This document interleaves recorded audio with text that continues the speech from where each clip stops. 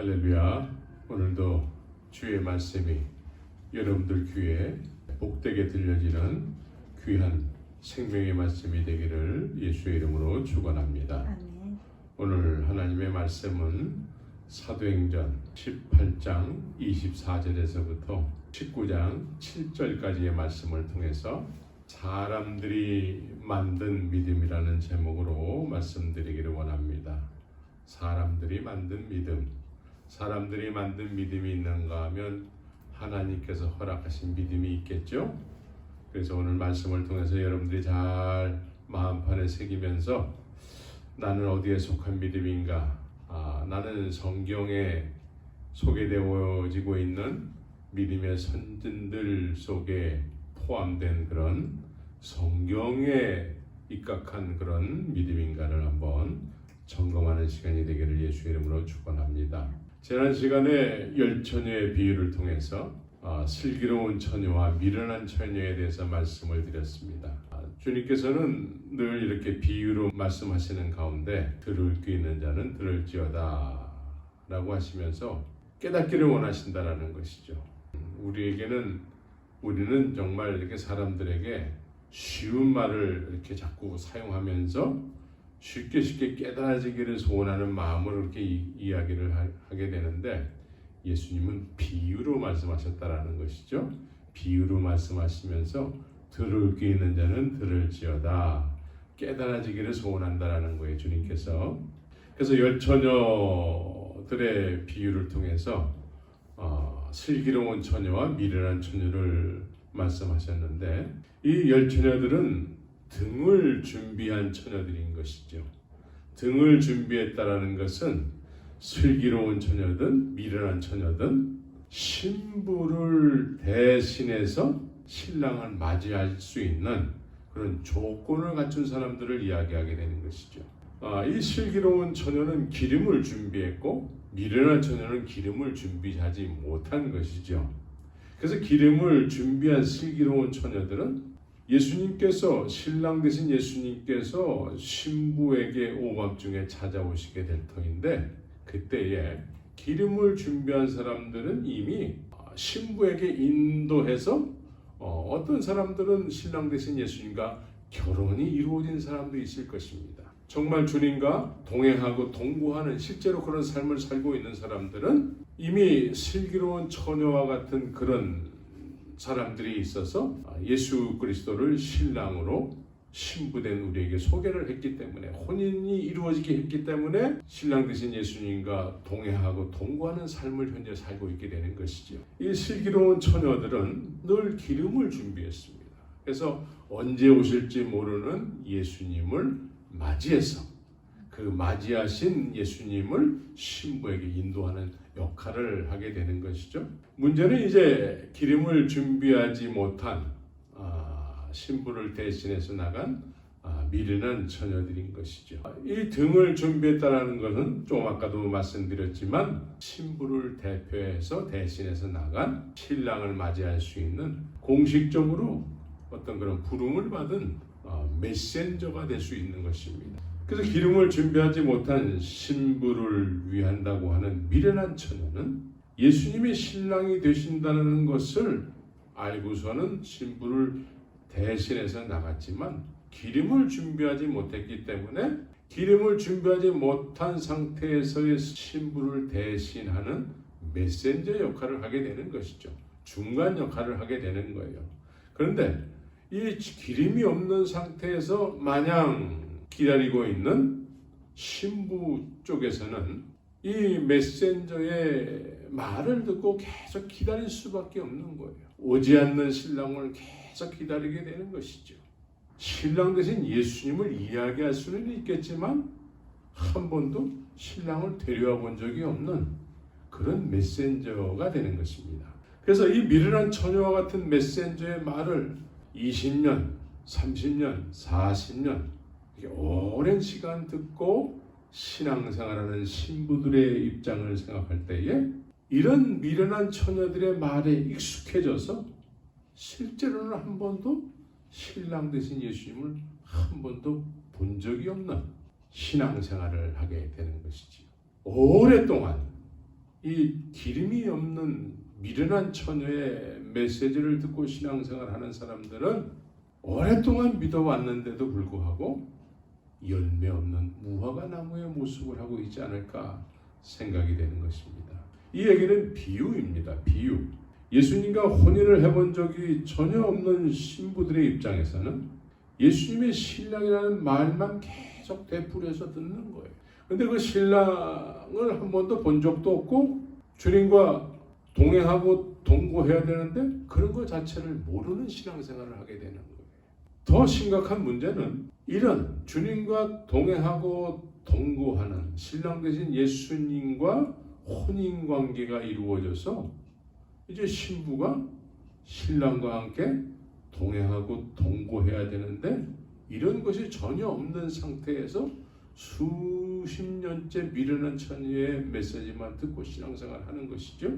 그런데 이렇게 신앙생활하는 것을 또 정상으로 여긴다는 것입니다. 이렇게 우리는 예수님께서 10명의 처녀들을 통해서 우리에게 비유로 말씀하시는 내용을 우리가 깊이 예수님의 의도하심을 깨달아야 되는 것입니다. 수십 년을 이렇게 믿어왔기 때문에 많은 사람들은 혼인을 해본 적이 없는 상태에서 수십 년을 이렇게 믿어왔기 때문에 어쩌면 혼인이 뭔지도 잘 모르고 혼인이 이루어졌다라고 생각할 수도 있게 되는 것입니다. 이게 비유고 영적인 이야기이기 때문에 그렇습니다. 다 됐다라고 여길 수도 있게 되는 것입니다. 그래서 이런 신앙생활을 정상으로 여기고 오랜 시간 동안 신앙생활한 신부들은 이런 것들이 그냥 굳어져 버리는 거예요. 굳어지게 되면은 진짜 신랑의 메시지를 전할 때에 그 굳어진 마음이 들을 기가 없어지는 것입니다. 듣지를 못해요. 그래서 길가에 땅과 같이 되는 것입니다. 우리는 이 주님께서 말씀하시는 비유를 통해서 천국에 대해서 우리에게 말씀하신 내용들에 대해서 깊이 깨달음을 얻어야 될 줄 믿습니다. 그리고 우리의 믿음을 점검해야 되는 것이지요. 하나님께서 이 세상 모든 인생들에게 은혜를 베풀어 주셨습니다. 그것은 말씀이 육신이 되셔서 이 세상에 오신 것입니다. 이때에 하나님의 백성들이라고 여기는 유대인들이 이들은 태어나면서부터 부모로부터 전수를 받는 거예요. 부모로부터 믿음을 전수를 받아요. 여호와 하나님의 이름을 모세 오경과 함께 정말 어려서부터 외치는 자들인 것이죠. 태어나면서부터 여호와 하나님을 믿는데 정작 그 하나님을 한 번도 인격적으로 경험해 본 적이 없는 거예요. 늘 먼저 믿었다고 하는 조상들의 말만 믿고 하나님이 계신데 그 하나님을 어려서부터 태어나면서부터 믿는 사람들이 된 것이죠. 그래서 하나님을 인격적으로 한 번도 경험해 보지 못한 상태에서 하나님을 믿는 사람들이 되는 거예요. 이렇게 하나님을 모르는 상태에서 하나님을 믿는다고 하게 될 때에 이들의 믿음의 본질은 어디에서 나올까요? 이들의 믿음의 본질은 너희가 그 은혜를 인하여 믿음으로 말미암아 구원을 얻는 그 은혜가 임해서 그 알게 된 하나님 앞에 반응하는 것이 우리가 진정한 성경에서 말하는 믿음이 될 터인데 이 하나님 자체 그 은혜가 아직 뭔지 모르고 그 은혜는 먼저 믿었다고 하는 조상들로부터 전해져 내려오는 그 말에 그 소개함으로 인해서 하나님이라는 분을 알게 되는 것이지요. 하나님에 대해서 알게 되는 것이죠. 이런 하나님에 대해서 알고 하나님을 믿는다고 했을 때에 이 사람들의 믿음의 출처는 무엇이 될까요? 이들의 믿음의 본질은 무엇이 될까요? 아직 하나님을 알지 못해요. 하나님을 알지 못하는데 어려서부터 하나님을 믿는다고 해왔습니다. 이런 사람들에게 믿음의 본질은 어떤 것을 믿음의 본질이라고 여길까요? 이런 사람들은 누가 더 열심히 그 하나님 앞에 열심으로 섬기느냐가 본질이 될 것입니다. 그래서 하나님을 모르는 상태에서 사람들에게 인정받기 위한 열심히 있는 믿음이 본질이 될 것입니다. 이런 사람들에게 하나님의 은혜가 베풀어져서 말씀이 육신이 되셔서 예수 그리스도로 이 세상에 오시게 된 것인데 요한복음 1장 11절에서는 이렇게 말씀하고 계십니다. 자기 땅에 오매 자기 백성들이 영접지 아니하였으니 라고 말씀합니다. 어려서부터 하나님의 이름 모세오경을 통해서 하나님을 외치던 자에게 하나님의 은혜를 베풀어 주셔서 말씀이 육신이 되셔서 이제는 하나님의 영광의 본체로 이 세상에 예수 그리스도께서 오셨습니다. 이렇게 오시게 되니까 그 당시에 헤롯 왕과 종교 기득권자들, 대제사장 내지 여러 종교인들이 이제 동방 박사들의 입을 통해서 유대인의 왕이 어디 계시뇨라고 유대인의 왕을 소개받았습니다. 이때에 헤롯 왕 종교 기득권자들이 성경을 찾아서 베들레헴에서 태어난다라고 확인을 했습니다. 그러면 예수님이 이렇게 자기 땅에 오셨는데 그걸 확인했습니다. 베들레헴에서 태어난다는 걸 확인을 했는데 이 사람들은 영접을 하는 것이 아니고 예수님을 이 땅에 발도 못 붙이게 한 것이죠. 두 살 어린아이들 밑으로는 다 죽이라는 명령을 내리게 된 것이죠. 오늘날도 화려한 건물과 함께 많은 사람들이 모임으로 해서 물질이 쌓여지고 그래서 많은 어떤 기득권층이 생겨나게 되고 그래서 수많은 사람들이 그 교회를 출입하게 됨으로 인해서 주님도 이제 그런 자리에 있기를 원하실 텐데 주님이 그런 자리에 있으시게 되면은 2000년 전에 있었던 일과 비슷한 유사한 일이 있지 않을까 생각이 됩니다. 오래전에 소개되던 어떤 예화가 있었는데 미국의 어떤 큰 도시에 이제 소도시에서 이렇게 출장을 와가지고 일을 하다가 이제 주일을 맞이하게 된 것이죠. 주일을 맞이해서 이제 도시의 큰 교회를 들어가기를 원했는데 그 교회는 유달리 백인들이 많이 모이는 교회였다고 합니다. 백인들이 많이 모이는 교회였는데 흑인인 이 청년이 그 교회를 들어가려고 하니까 들어가지 못하게 제지를 당했다라는 것이죠. 하나님 앞에 예배를 드리기를 소원했는데 그 예배 장소에 들어가기를 허락지 않게 되는 것이죠.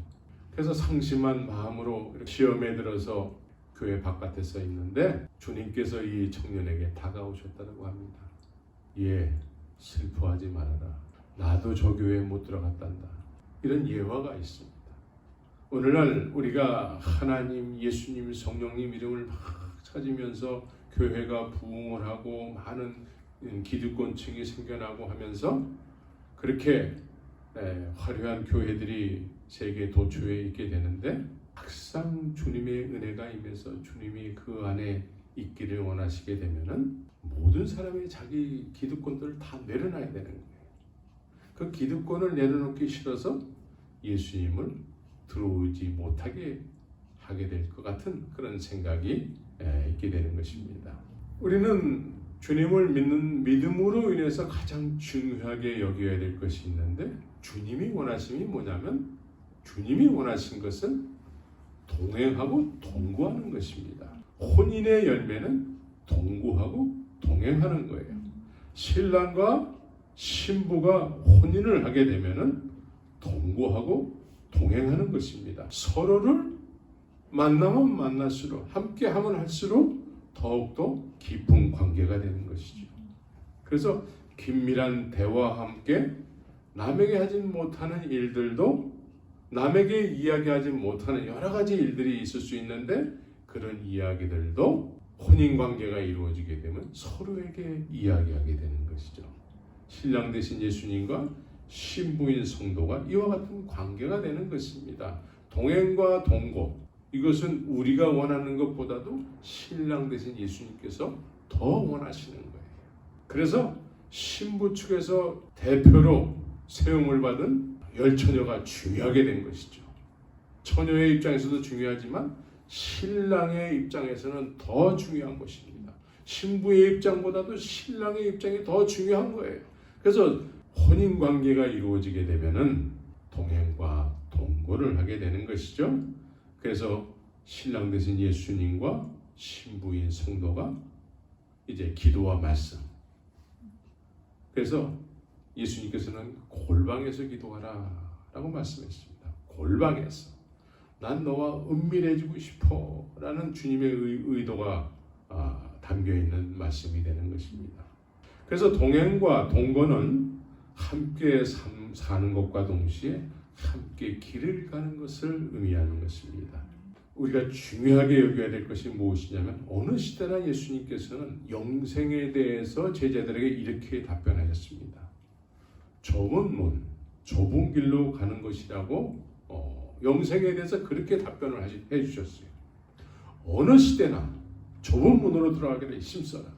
좁은 문, 좁은 길은 우리가 생각할 때 뭐가 좁은 문이고 뭐가 좁은 길이야 추상적으로 생각이 될지 모르겠지만 전혀 그렇지 않습니다. 좁은 문은 그 문으로 들어가야만 하는 뚜렷한 목적이 있는 사람들이 그 좁은 문으로 들어가기를 힘쓰는 것입니다. 천국에 대한 소망은 좁은 문 안에 있는 소망인 것입니다.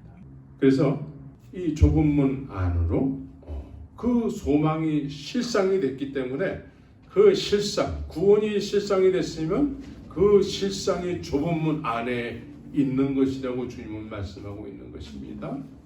우리 앞날에 있는 것이라고 말씀하고 있습니다. 그래서 우리가 구원을 받았다고 했을 때는 현재 그것이 좁은 문 안에 들어가 있는 구원이 실상이 돼서 그것을 향해서 한 걸음 한 걸음 다가가는 것을 의미하는 것입니다. 좁은 문으로 들어가야 할 만한 그런 목적이 분명하게 있는 이것이 구원이요 구원받은 사람들의 삶의 모습이 되는 것입니다. 구원뿐만이 아니라 우리의 삶 속에서도 그렇습니다. 어떤 젊은 청년이 이제 좋은 대학을 들어가기를 소원하고 있습니다. 그런데 그 좋은 대학이 그냥 편안하게 그냥 놀 거 다 놀고 잠잘 거 다 자고 하면서 저절로 들어가게 되는 학교가 아니죠. 그 대학을 들어가기 위해서는 좁은 문인 거예요. 좁은 문. 내가 그 대학에 들어갈 만한 명백하고 뚜렷한 목적이 있을 때 그 좁은 문으로 들어가기 위해서 힘을 쓰게 되는 것입니다. 밤에 잠을 자지 않고 남 놀 때 놀지 않고 그렇게 열심히 공부를 해서 결국은 그 좁은 문 안으로 들어가려고 그렇게 애를 쓰게 되는 것이죠.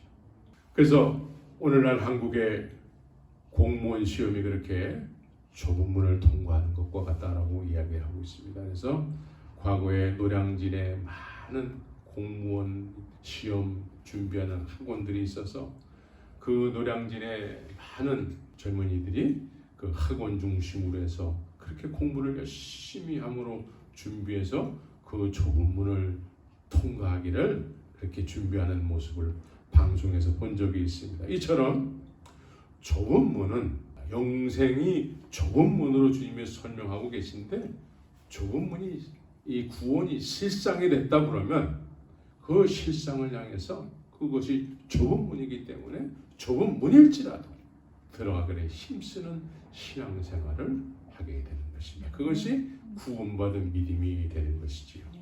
또한 생명으로 인도하는 문은 좁고 길이 협잡하여 찾는 이가 적음이니라 그래요. 좁고 길이 협잡한 길도 그 길을 가야 할 뚜렷한 목적이 있는 사람은 좁은 길일지라도 가게 되는 것입니다. 좁은 길을 가야 될 이유를 알지 못하는 사람들은 굳이 갈 이유가 없는 거예요. 좁은 길을 가지 않고서라도 구원이 이루어진다고 하면 굳이 좁은 길을 갈 이유가 없는 것이죠. 근데 주님께서 구원, 영생에 대해서 좁은 길을 가는 거라고 말씀하셨습니다. 좁은 길을 가는 것이라면 그것이 구원이 정말 나에게 믿어지는 실상이 됐다면 그 좁은 길을 마다하지 않고 가게 되는 것이죠. 좁은 길은 우리의 삶 속에서 가장 중요하게 여겨지기 때문에 그걸 중심으로 해서 삶을 살아간다는 의미도 되는 것입니다. 그래서 예수님께서는 이 세상에 오셔서 아버지께로 가는 길을 그 뚜렷한 목적을 가지시고 인생의 길을 걷기 시작한 것이죠.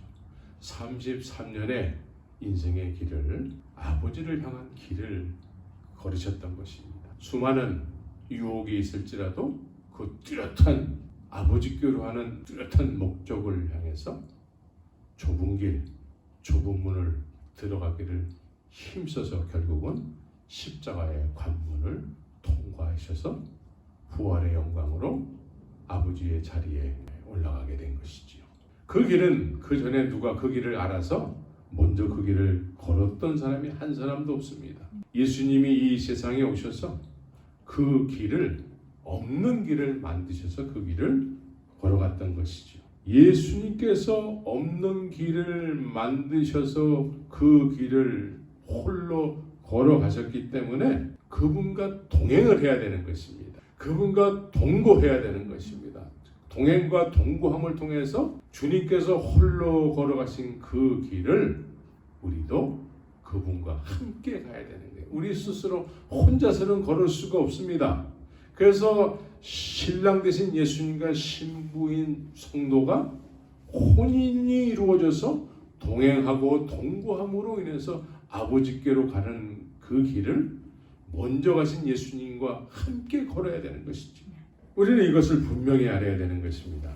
예수님만이 그 길을 아시기 때문에 예수님과 동행하고 동거함으로 인해서 아버지의 나라에 결국은 입성할 수밖에 없는 그 구원의 길을, 그 좁은 길을, 좁은 문으로 들어가기를 힘써야 되는 것입니다. 이것이 예수님께서 우리에게 영생에 대해서 답변하신 말씀인 것이죠. 그래서 구원을 믿음으로 받는 것이라면, 구원은 믿음으로 받는 것입니다. 구원이 하나님 아버지께로 가는 길을 걷는 것이라면 구원은 믿는 모든 사람에게 바라는 실상이 되어야 되는 것입니다. 믿음은 바라는 실상인 것처럼 믿음으로 구원을 받았다고 했을 때 이 구원은 믿음의 실상이 되어야 되는 것이고, 그 실상은 예수님이 가신 길을 우리도 걸어야 되고 주님과 동거하고 동행함으로 인해서 그 길을 함께 걸어가야 되는 것입니다. 그래서 좁은 길, 좁은 문을 마다하지 않고 그 길을 걸어가야 하는 것입니다. 교회만 다닌다고 되는 것이 아니고 그 길을 걸어가야 돼요. 그 길은 예수님께서 스스로 당신 자신을 내가 길이야 라고 말씀하셨다는 것이죠. 그러나 이런 구원이 말로는 믿음으로 구원을 받았다고 하지만 이 구원이라는 것이 실상이 되지 못하게 되면은 좁은 길을 가야 될 명목이 없는 거예요. 왜 그런 좁은 길을 가야 합니까? 세상이 이렇게 좋아졌는데 명분이 없는 신앙생활을 하게 되는 것이죠. 교회는 다닐 수 있습니다. 그러나 자기 신리에 맞는 그런 길을 스스로 찾아서 가기를 원하는 것이죠. 이렇게 자기 신리에 맞는 그런 신앙의 노선을 쫓아서 자기가 편안하게 신앙생활하고 자기가 편안하게 갈 수 있는 넓은 길을 자기가 믿음의 기준이 돼서 그 길을 걷는 거예요. 이런 사람은 한 번도 신랑 되신 예수님을 경험해 본 적이 없는 사람이죠. 신랑 되신 예수님과 혼인을 해본 적이 없는 사람이 되는 것입니다. 자기가 그동안 익숙해진 교회를 다니면서 자기가 기준이 된 자기만의 믿음관을 가지고 자기가 원하는 믿음의 길을 걷는 것입니다. 그래서 자기가 기준이 된 사람들은 쉽게 비판을 하게 되는 것이죠. 그래서 자기가 옳은지 안 옳은지 이것을 어떻게 알 수 있을까요? 알 수 있는 방법은 성령의 인도를 받으면 됩니다. 성령의 우리에게 소유한 바 된 사람은 책망을 하시게 되는 것이죠. 책망. 예수님께서 지금 오셔서 나의 신앙에 대해서 칭찬을 하실까 책망을 하실까 한번 생각해 보시기 바랍니다. 예수님께서 지금 나를 칭찬하실까 책망하실까? 여기에 대해서 뚜렷하게 느껴지는 바가 없다 그러면 이건 문제예요. 예수님께서 지금 나에게 책망하실 것 같다라고 생각이 되면 성령께서 지금 그 사람에게 책망을 실제로 하게 되는 것입니다. 성령이 계시면. 그러나 성령이 안 계신 상태에서는 내가 항상 옳은 거예요. 내 믿음의 기준이 항상 옳은 거예요. 틀렸는데도 옳은 거예요. 그래서 자기만이 옳다고 여기는 그런 자기가 기준이 된 믿음의 길을 걷게 되는 것이죠. 베드로와 제자들에게 믿음에 대해서 묻는다면 뭐라고 이야기하게 될까요? 베드로는 예수님을 인격적으로 만난 이후에 베드로가 예수님을 그리스도로 진리로 자신은 죄인으로 여겨지면서 예수님을 그렇게 경험했을 때에 베드로의 삶은 그때서부터 동행하고 동거하는 삶을 살았습니다. 이것이 제자의 삶인 것이죠. 그래서 베드로에게 믿음을 묻는 것이라면 동행하고 동거하는 거야. 내가 예수님이 동행하고 동거할 수밖에 없는 분으로 느껴졌어요 라고 답변하게 된 것입니다. 예수님도 나에 대해서 그런 걸 원하셨어요. 나를 따르라. 예수님께서도 그것을 원하셨어요. 나와 동행하고 동거하자. 근데 저도 그렇게 하고 싶었어요 라고 답변하게 된 것입니다. 그래서 예수님께서는 베드로에게 이제 너는 요한의 아들 시몬이니 지금까지는 요한의 아들 시몬으로 살았지만 이제 내가 보니까 내가 원하는 너는 게바야, 베드로야. 사람을 낚는 어부가 돼야 돼. 이게 예수님이 베드로를 바라보는 그런 시선이었습니다. 그래서 나와 동행하자. 나와 동행함으로 인해서 내가 원하는 사람을 낚는 어부가 될 거야. 예수님께서 그런 계획을 가지고 계셨습니다. 그래서 동행하고 동거하는 거예요. 그래서 죄인인 베드로가 예수님을 경험한 이후에는 그 예수님을 만난 것이 너무나 엄청난 말로 표현할 수 없는 은혜가 된 것입니다. 하나님께서 말씀이 육신이 되셨는데 그 은혜가 베드로에게 임한 것이죠. 다른 기득권층, 헤롯, 대제사장 이런 사람들은 그 은혜가 임했는데 그 은혜를 부인하게 된 것이죠. 왜? 자기 기득권을 내려놓기 싫어서. 그러나 베드로는 나 죄인입니다. 나 같은 죄인에게 이런 은혜를 베풀어 주시다니요 라는 이 놀라운 은혜와 감격 때문에 예수님과 동행하고 동거하는 놀라운 축복된 삶을 살기 시작된 것이죠. 그래서 예수님께서는 베드로를 사람을 낚는 어부가 되게 하기를 원하는 그런 계획을 가지고 있는데 그런 말씀을 하심과 동시에 즉시 베드로가 사람을 낚는 어부가 됐느냐? 그렇지 않더라고요. 베드로는 내가 예수님과 동거하고 동행을 했더니 십자가를 통해서 주님이 부활하신 이후에 그 부활의 영광을 경험한 이후에는 그분이 내 안에 오셔서 오순절에 보혜사로 오셔서 내 안에 영원토록 거주하기 시작하면서 내가 그때서부터 나도 모르게 복음을 전도할 수밖에 없는 사람을 낚는 어부가 됐어 라고 답변하게 될 것입니다. 우리는 성령을 받는 믿음과 배운 믿음의 차이를 우리는 깊이 묵상을 해야 될 줄 믿습니다. 오늘 우리가 본문을 공식적으로 읽진 않았지만 이 자리에서 사도행전 18장 24절을 보게 되면은 아볼로에 대해서 설명을 하는 내용이 나옵니다. 아볼로는 유대인이면서 에베소에 이르니 이 사람은 학문이 많고 성경에 능한 자라 그래요. 이 말씀을 우리가 오랫동안 여기저기서 너무 자주 들었기 때문에 익숙해진 어떤 그런 문장인 것이죠. 그가 일찍 주의 도를 배웠다라고 기록을 하고 있습니다. 주의 도를 배웠대요. 그 은혜가 임해서 주님을 알게 된 것이 아니고 그 주님을 먼저 믿었다고 하는 사람에게 배웠다라고 기록을 하고 있습니다. 배웠기 때문에 열심으로 예수에 관한 것을 자세히 말하며 가르쳤다. 배웠기 때문에 배운 것을 가르쳤다라고 이야기하고 있습니다. 우리 믿음의 근본적인 차이점을 우리가 알고 있어야 돼요. 배운 믿음이 있는가 하면 하나님을 직접 경험함을 통해서 하나님을 직접 아는 믿음이 있는 것이죠. 그런데 아볼로는 유대인이면서 유대인들은 이미 성경에 능해요. 이 사람의 독특한 것은 예수에 관한 것을 배웠다고 얘기하고 있어요. 다른 사람들은 안 배우는데 이 사람은 유달리 배웠대요. 예수에 관한 것을 배웠고 그래서 예수에 관한 것은 예수님에 대한 지식을 이야기하는 것입니다. 일찍 주의 도를 누군가로부터 배웠다라는 것이죠. 배운 예수에 관한 것은 또 다른 에베소의 또 다른 사람들에게 열심히 자세히 가르쳤다라고 이야기하게 되는 것이죠. 배웠기 때문에 가르치는 것. 예수에 관한 것에 대해서 배우고, 예수에 관한 것은 어디서 가르칩니까? 신학교에서 가르쳐요. 신학교를 다니지 말라는 얘기가 아니라 하나님을 전혀 모르는 사람이 신학교 가서 신학을 공부하게 되면 하나님을 배우는 거예요.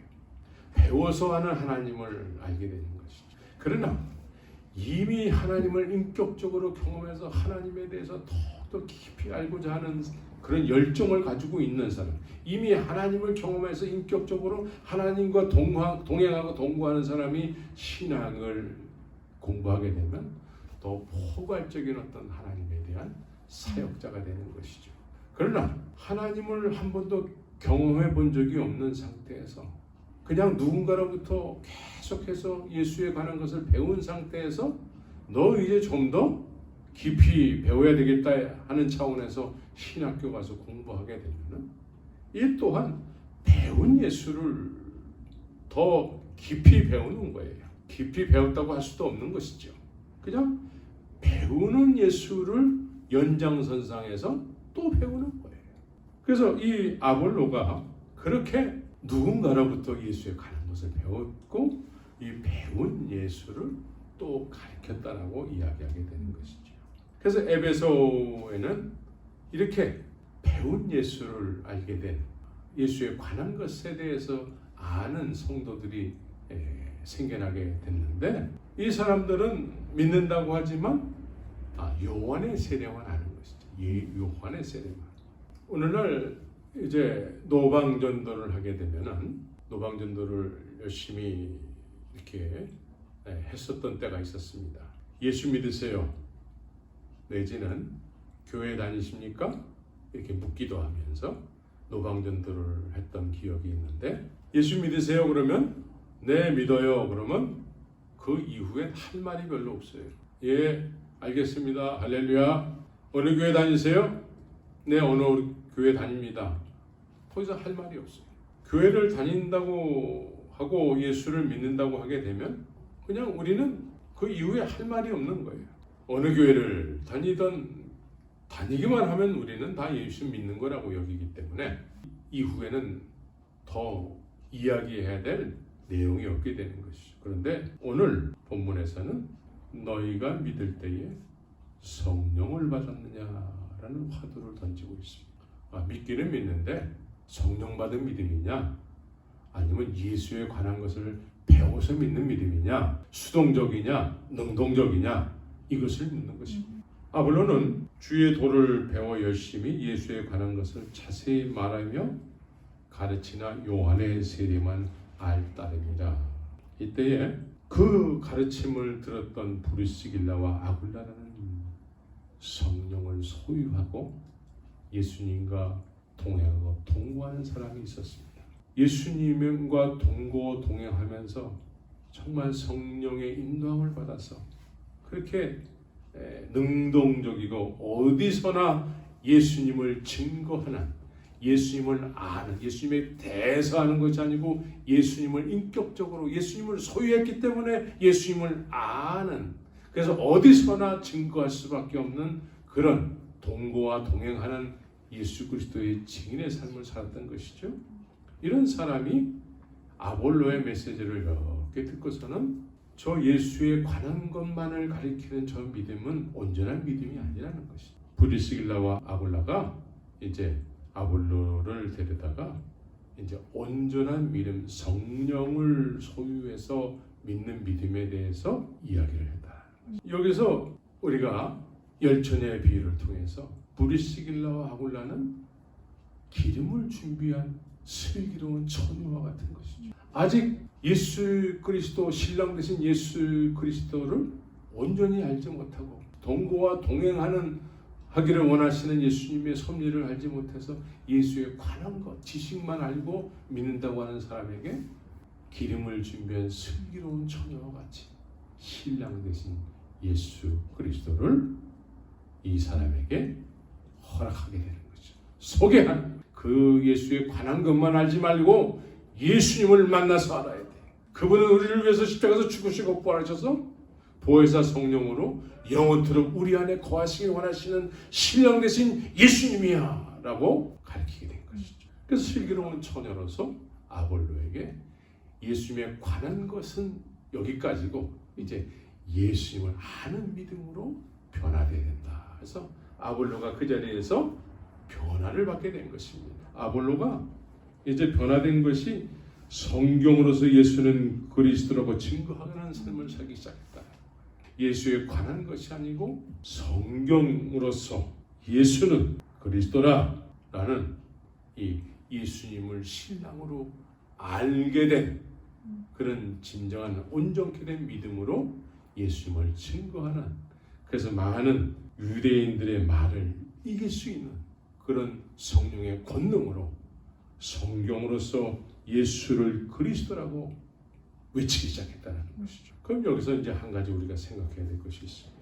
이 당시에 브리스길라와 아굴라와 같은 기름을 준비한 슬기로운 처녀 같은 사람이 있어서 예수에 관한 것이 다인 줄 알고 신앙생활하는 사람들에게 그게 아니야, 그건 아니야, 그거는 아직 시작도 못한 거야. 이제 우리는 성령을 소유해야 돼. 예수님께서 이 세상에 오셔서 이제 죽으시고 부활하셔서 이제 우리 안에 거하시길 원하시는 거야. 그분을 소유해야 돼. 그 보혜사를 소유해야 돼. 라고 가르치게 된 것입니다. 이런 걸 소개한 것이죠. 그런데 오늘날 이 성령을 소유함으로 인해서 예수님과 동행하고 동거하는 이 사람들에 의해서 이런 요한의 세례만 아는 사람들을 일깨워주는 그런 사람들이 오늘날도 있어야 되는데, 오늘날도 역시 아볼로 때 브리스길라와 아굴라를 만나기 전의 모습처럼 배우는 예수, 가르치는 예수, 배우고 듣는 예수, 이런 것으로만 우리가 온전한 믿음으로 알고 신앙생활을 한다는 데 문제가 있는 것입니다. 이것은 예수님에 관한 많은 지식을 아는 것이지 예수님을 아는 게 아닙니다. 성령을 소유함으로 동행하고 동거해야 되는데 그런 걸 모르고 그런 것이 없는 거예요.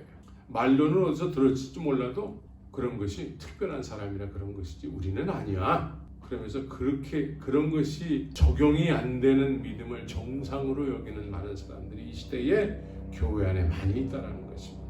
그냥 브리스길라와 아굴라와 같은 사람이 없게 되면은 그냥 요한의 세례가 전부인 것처럼 알게 되는 거예요. 그냥 예수님에 관한 것을 배우고 배운 것을 또 자세히 가르치고 이것이 신앙생활의 전부가 되는 거예요. 오늘날 그렇지 않습니까? 예수님을 소유해서 성령을 소유함으로 인해서 성경으로서, 성령은 하나님의 말씀을 이루시는 분이에요. 그래서 성경으로서, 성경은 예수님을 그리스도라고 증거하는 책인 것입니다. 그래서 성령이 소유한 바 되게 되면 성령이 우리 안에서 성경을 깨닫게 하시죠. 성경을 깨닫게 되는 그 주제는 뭐냐면 예수가 그리스도라는 이것을 증거하는 거예요. 어디서나 어떤 상황 속에서든 이것을 증거하게 되는 것이죠. 이것이 배운 믿음의 사람들과 성령을 소유한 사람들의 믿음의 아주 흙과 벽이 다르듯이 차이가 나는 것입니다. 그래서 사도 바울이 에베소에 와서 어떤 제자들을 만나, 이때 어떤 제자들은 아볼로에게 그동안 가르침을 받았다. 예수에 관한 것을 배운 사람들인 것이죠. 그래서 요한의 세례만 아는 사람들이에요. 이 사람들에게 이제 사도 바울이 너희가 믿을 때에 브리스길라와 아굴라가 아볼로에게 했던 것처럼 사도 바울이 너희가 믿을 때에 성령을 받았느냐.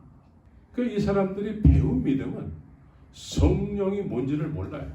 이 당시에는. 그러나 우리는 성령 단어를 많이 사용하기 때문에 성령을 받았다고 착각을 할 수 있어요.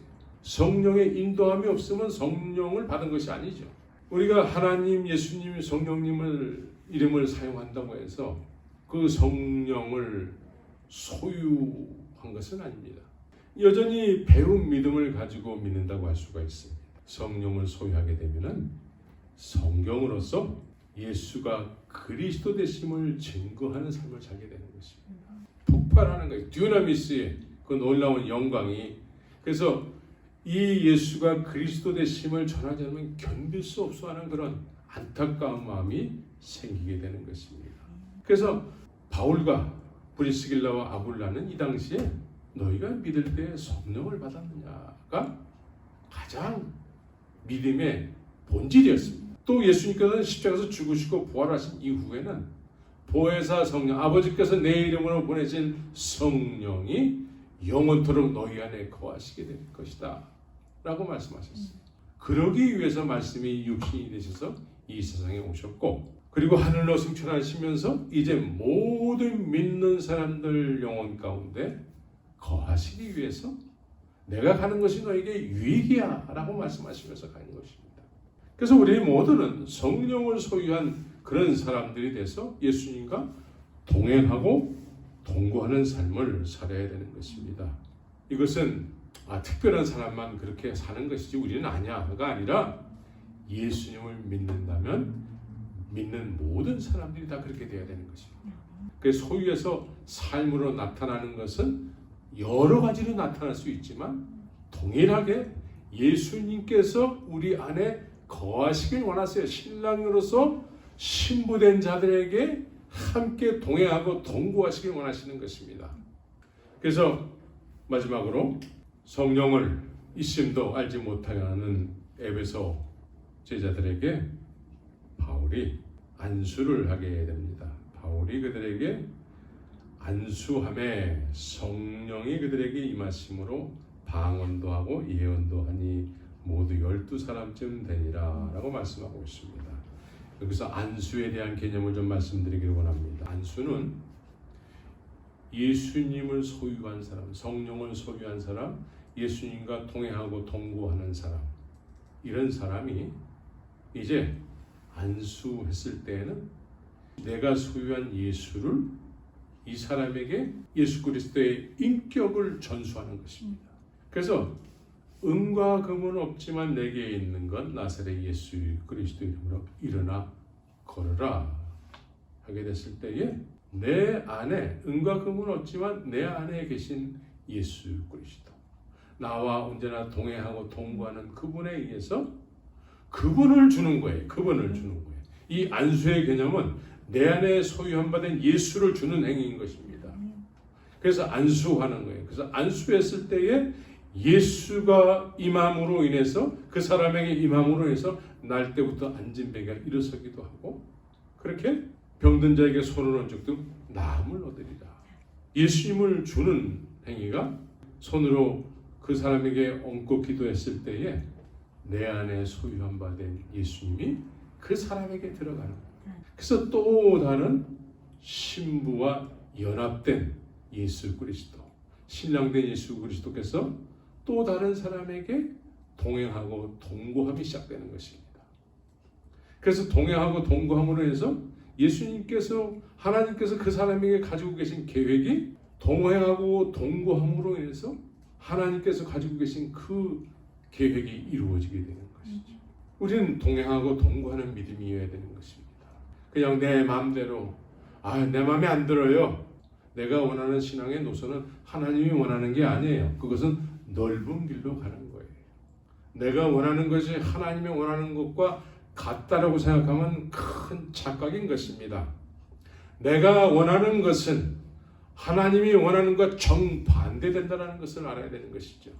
주님께서 우리에게 원하시면 주님이 가신 그 길을 나도 그 길을 가기를 원하는 것이죠. 그래서 주님과, 신랑 되신 주님과 동행하고 동거하는 혼인관계가 이루어져야 되는 거예요. 기름을 준비하지 못한 미련한 처녀의 말만 듣고 신앙생활을 하게 되면 신랑 되신 예수님을 한 번도 실제적으로 소개하지 못하게 되는 거예요. 인도하지 못하게 되는 거예요. 신랑 되신 예수님도 그런 사람을 통해서 인도함을 받지 못하는 거예요. 통로가 되지 못하는 거예요. 우리 모두는 예수 그리스도의 통로가 되는 기름을 준비한 슬기로운 처녀가 다 되야 될 줄 예수 그리스도 이름으로 축원합니다. 아멘.